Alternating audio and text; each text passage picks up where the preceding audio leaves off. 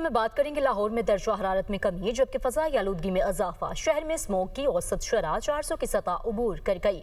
مزید جانتے ہیں اپنی نمائندہ سامیہ سعید سے۔ سامیہ بتائیے گا۔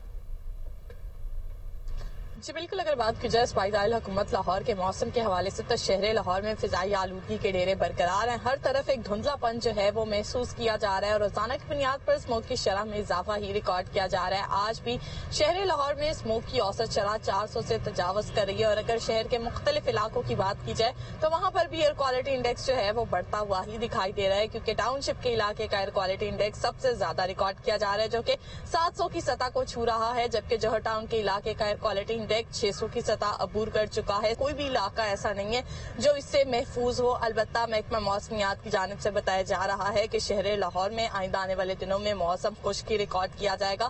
نومبر کے مہینے میں بادل برسنے کے جو ہیں وہ کوئی بھی امکانات ظاہر نہیں کیے جا رہے، جس کے پیش نظر یہی بتایا جا رہا ہے کہ ایئر کوالٹی انڈیکس میں اضافہ ریکارڈ کیا جائے گا جبکہ درجہ حرارت میں کمی ہوگی۔ جی